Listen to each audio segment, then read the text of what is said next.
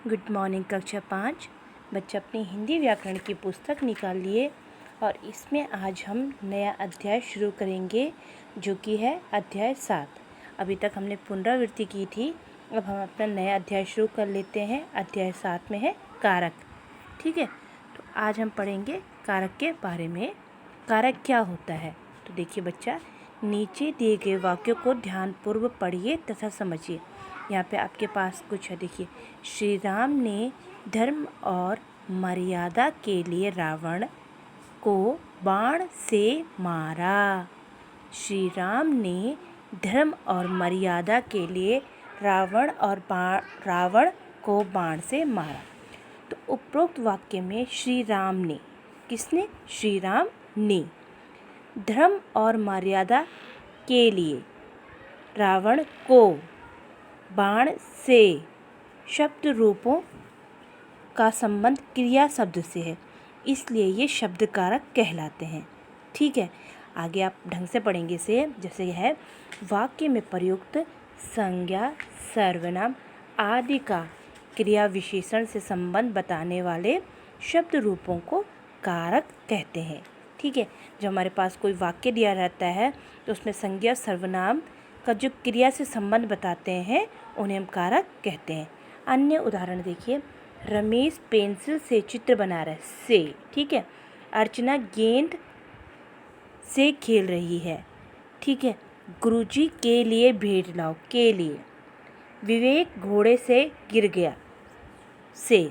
ललित का भाई मेरे साथ पढ़ता है, सेब अलमारी में रखे हैं, में। ठीक है, हे ईश्वर हम सब पर दया करो, हे ईश्वर और पर। ठीक है, उपयुक्त वाक्यों में रंगीन छपे शब्द हैं, जैसे क्या क्या है? से, के लिए, का, में, है, पर आदि चिन्ह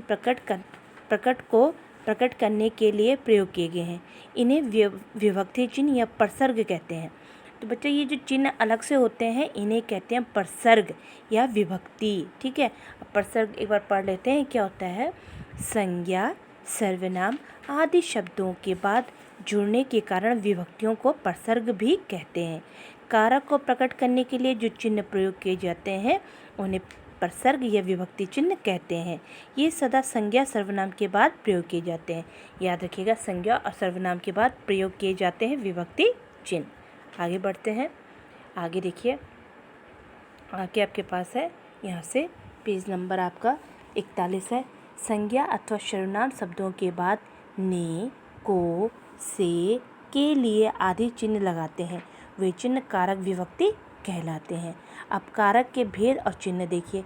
हिंदी में 8 कारक होते हैं, याद रखिएगा 8 कारक होते हैं। कर्ता कारक, कर्म कारक, करण कारक, संप्रदान कारक, अपादान कारक, संबंध कारक, अधिकरण कारक और संबोधन कारक।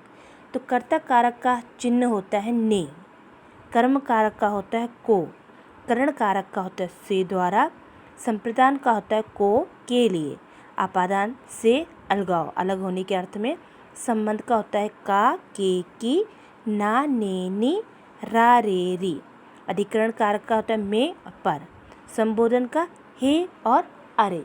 ठीक है, अब हम एक एक कारक को ढंग से पढ़ेंगे। सबसे पहले कर्ता कारक, मोर नाचता है, रीना ने गीत गाया।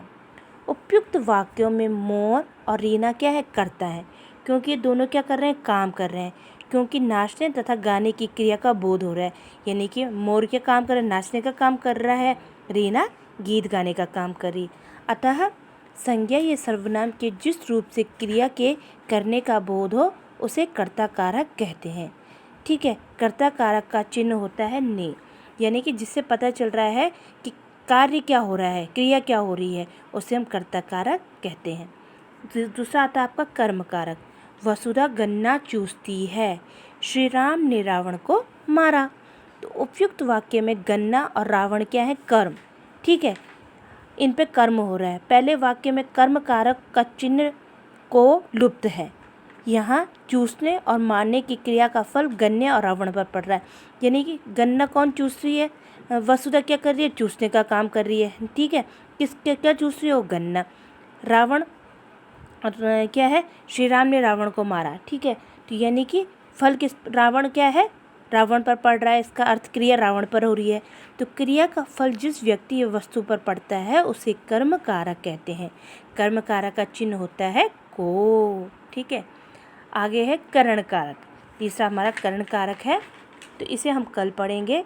आप धीरे धीरे पढ़िए पाठ को और ढंग से पढ़िए। तो हमने इस पाठ में क्या पढ़ा, हमने इस पे कारक पढ़े। तो कारक हमारे होते हैं 8 जो कारक होते हैं, और इनके अलग अलग चिन्ह होते हैं। इन चिन्हों को हम विभक्ति चिन्ह कहते हैं। और हमने इसमें पढ़ा कर्ता कारक और कर्म कारक। तो आप ये दोनों कर्ता कारक और कर्म कारक को ढंग से पढ़िए और इनके चिन्हों को देखिए कि इनके चिन्ह के लिए कौन सा चिन्ह प्रयोग किया जाता है। तो इतना ही करते हैं। ओके।